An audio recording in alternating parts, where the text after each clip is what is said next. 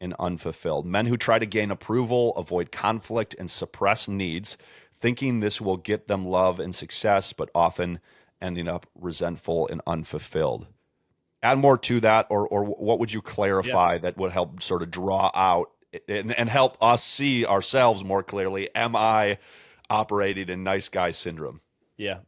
Remember one of the first 12-step meetings I went to, this guy said, I don't have an alcohol problem. I have an approval problem, or an addiction to approval. I'm addicted to people's approval. So one first point there you said is men who try to gain approval. It's an identity piece too, and so if we don't have a deep understanding of who we are, and it comes from self mastery and self control and deep character, we will try to gain approval in all sorts of ways, even through service. And then we let the expectations, perceived or real, from others affect us, and we don't have any boundaries. We lose all sense of boundaries, or as we say in phase 3 of our work, nuts, our non-negotiable, unalterable terms. And it's really important to hold on to your nuts. That's the name of a book that we kind of riff off of. But you don't even need to talk about your nuts. You live your nuts. You don't need to give excuses. One thing I was talking about in my group yesterday with it was actually our priest group. Learning to say no, I can't do that, and not give a reason. Really important, So one trying to gain approval, and then avoid conflict. The nice guy really struggles with conflict because, again, it's approval seeking. He interprets conflict, tension, differing of opinions as if he's not approved of.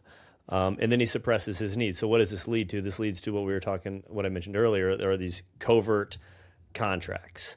Covert meaning he's not often even aware of them. He doesn't often even know that he has these. They're unspoken. Basically, if I do X, then you're going to give me Y. But he rarely actually says it out loud. So they're unspoken. You never tell the other person what you expect. They're unconscious.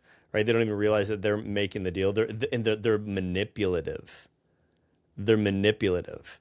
We're trying to control outcomes without being direct, and then this just builds up resentment.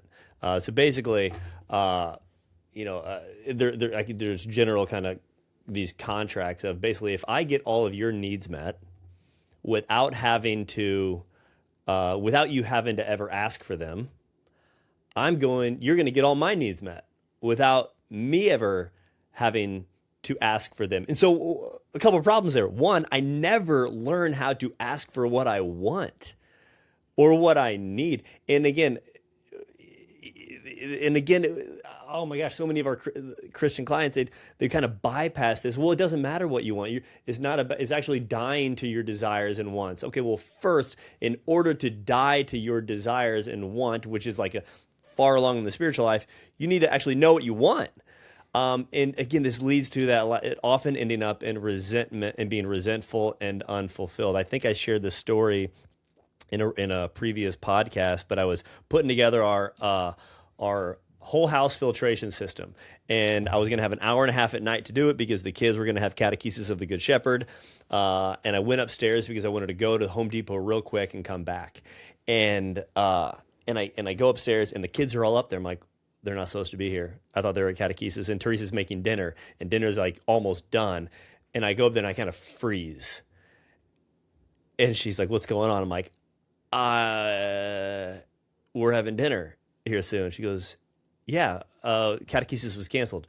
And she looks at me, and she sees me fall, because we have this dialogue. It's really important, if you're going to break free from the nice guy syndrome, to make sure those that are close to you know you're trying to do it, because they're going to be sometimes thrown off by your behavior, because they're used to you people pleasing. They're used to you saying yes. They're used to you having no boundaries. They're used to you just giving away without cost, or without even counting the cost.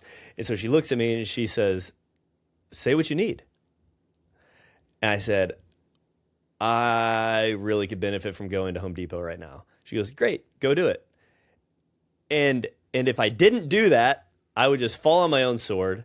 I'd be resentful. I'd suppress my need, or even want. Like, And again, I think it's even helpful to say we suppress what we want too. Let's at least practice the skill of vocalizing my preference, Hmm. what I want. And again, we avoid doing that to avoid any sort of quote conflict, which a lot of times leads to various addictions. Because again, we've said over and over that any addiction is an illegitimate way to fill a legitimate need. Yep. And if we don't tap into those needs and even wants and desires, we're going to fill them in all sorts of other illegitimate ways.